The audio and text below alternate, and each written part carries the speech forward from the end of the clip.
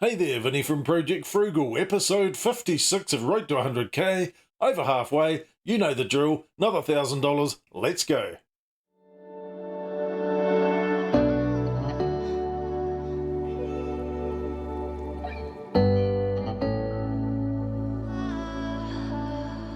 Yep, here we go. So $5,366.60 into the wallet at the moment. You can see here the last transaction was 4 days ago on the 18th of July, $1,000. Now there's a good reason why we didn't actually continue with this particular process, and that's because my application broke once again. So not for the first time, but unfortunately Yahoo Finance changed some of their APIs, API standing for Application Programming Interface. Essentially, it's a method where you can get the data from Yahoo Finance. I insert it into my database, carry on, do some calculations, crunch the numbers, and voila, there's an output. Unfortunately, when it's broken and it's not working, and well, you've got to go and find some other method of doing it. That's exactly what we've done. So unfortunately, there have been some changes on the program, some for good and some for not so good, but we'll go through that shortly. So anyway, $5,366.60 into the wallet, sitting there doing nothing. We really need to invest this money. We'll be covering that in another video, which will be coming out in the next couple of days, how we're actually going to invest this money now that we've hit over $5,000.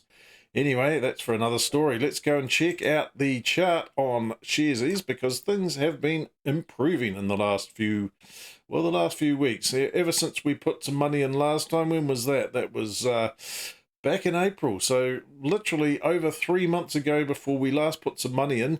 You can see here, we've got this little jump here, but you can see this gap has been narrowing, and now the gap is, well, negative $2,800. So it was as far down as at one stage here. Here we go here. Negative, oh, if I can just get the mouse right there. Negative $6,200. Is that the worst? That's pretty much about the worst. Negative $6,227. That's when the portfolio was worth almost 38 grand. And now that it's been, well, we've just been consistent and carried on, we're only down negative $2,800. So less than $3,000. So we've recovered over half our losses. I'm expecting this trajectory to carry on throughout the rest of the year. Hopefully by Christmas, this portfolio should be essentially break even, which will be good because we will have actually invested the money into the portfolio, regardless of whether it's made money or not made money, or it's break even. We've still got that money sitting there. We've still got the dividends that are going to come through on this portfolio, and that's probably the main thing. So let's go and have a look at the application. So a couple of things have changed, as I said. Unfortunately, there's no longer any price target, because that's gone, that's out the window, so we can't really see what the analysts predict the suggested price target of these particular stocks should be, but there is another way around that, and we'll cover that off very shortly. Anyway, so what we have done, we've added a couple of new columns here. We've got the 1 year change. So this is what the stock has done in the last year. So for example, the Australia and New Zealand Banking Group Limited, also known as ANZ, the stock price has gone up 8.86% in the last 12 months. And that's from today, go back 12 months. So tomorrow, this will change. So next week, this will change. It could be 8.9%, it could be 7%, whatever it's going to be. It's just a rolling calculation there. So Briscoes, as you can see here, negative 22.63, not so good for the share price on Briscoes. And we've also got another column over, if we go here, I've called it annualized value. So that is basically the trailing annual dividend yield plus the share price over the course of the last year. So that gives us more of an indication of what the stock has done in the last year. So in this case, the 1 year change for ANZ Bank is 8.86%. The trailing dividend yield is 8.99%. You combine both those numbers, you get 17.85%. So that's what it's theoretically done in the last year. So some of these stocks have gone down. So Briscoes, where we said negative 22.63. We add on the trailing dividend yield, 6.6%, and we get negative 6.02. And according to the analysts, they say hold anyway. So we do have this data here. Now, if we did want to see what the price target of some of these things are, there is another method around that. So what we can do is we can click on one of these, probably this one here. This link here will take us onto Yahoo Finance directly. If we scroll down the page, we've got the recommendation trends. Its recommendation rating is 3 for hold, and we can actually see the price here. So current price is $4.25. The analysts recommend, it's only based on 2 analysts, by the way. Their average is 4.77. So if these analysts were correct, there is a 50-cent potential gain per single share that this particular stock item, the stock instrument, should be valued at. So something to keep in mind. They've also got some fantastic articles on here, and some of them are recent. They utilize Simply Wall Street. So this is 4 months ago, this particular article. So obviously the American stocks are going to have more articles because there's more volume, there's more people interested in them versus the New Zealand stocks. But there's some good statistics here that you can get your head around there. It's got all the other details of the particular company, what the company does, the phone numbers, the website, the analyst recommendations, the recommendation trends, the financials. You can dive into all these numbers here if that's what tickles your fancy. Anyway, back to the portfolio. So we've got some buys here. So not necessarily all of these things will be covered here. Contact Energy has been going quite well here. So a recommendation, an analyst recommendation of 2 for buy. If we go and have a look on the Yahoo Finance, just to verify that that is the right thing, 2.0 for a buy, and last price $8.15. Let's make sure those numbers are correct. $8.15, analyst buy. Do we have an analyst? Yes, we do. We've got a 2.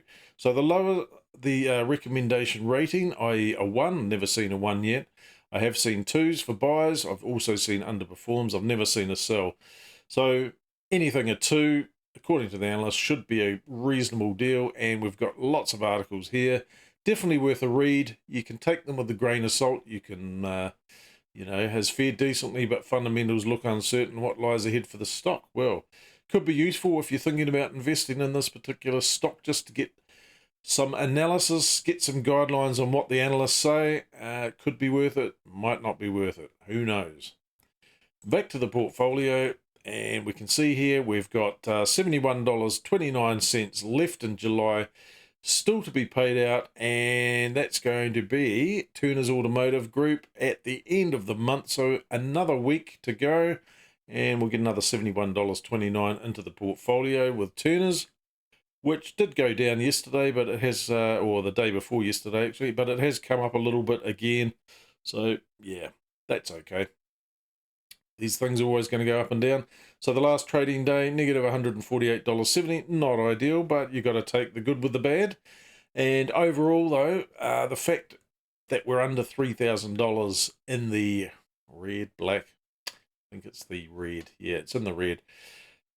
Less than $3,000 in the red is a positive sign, especially since we were over $6,000 in the red not so long ago because of such a poor year last year in 2022. So that is a positive. Let's go and have a look at the dividends. We'll show the dividends here. We can see we've made $100.63 in July so far, but we've still got another $71.29 to add on to this for this year. We've made over $1,000 this year so far. Last year was $1,606. Can we get to $2,000? I think we can. So looking at some of these other numbers, how much did we get last year? We've got 300, 500, and another 400. That's plus a few more dribbles on the end. That's $900 and something, plus whatever money we're investing, and these numbers should go up. So we should be clearing well over $2,000 for this year, which is okay. That's $40 a week on average for dividend payout. So if the stock price does nothing, but we still get the dividends, that's $40 a week. And yes, it is a large capital outlay because we've put in $56,000. Yeah, episode 56 of Road to 100K. We put in $56,000. We're getting back $40 a week for eternity, essentially. Still okay. Looking at the NZX 50 charts, the week has been slightly up. The fortnight has been very slightly up. Definitely the month has improved. The 6 months, it's on an upward trajectory again, as well as the last 12 months going up. So that's always good to see. So on to the share allocation. Not much has changed here. We are definitely not targeting financial services because we're trying to get away from that as much as possible. The numbers are going down slightly over time, and when we put this extra 5,000 plus into stuff, we won't be targeting financial services. Well, that's the plan. So hopefully the other sectors will grow up, decreasing the amount in financial services. So we're just spreading the love, so to speak. So finally, with this $5,366, we will be investing it in the next couple of days. We'll get Denise to log into the, she's going to buy a plan, and then we'll figure out what we're going to invest the money into. So we'll walk you through that in the next upcoming video. Should be good, and we can show you how we can actually save you a whole pile of cash and fees. And that's pretty amazing. And that about wraps it up for this episode of Road to 100K. Thanks for sticking around to the end. Hope you enjoyed it. Hope you got some sort of value out of it. Don't forget to like, subscribe, leave a comment down below.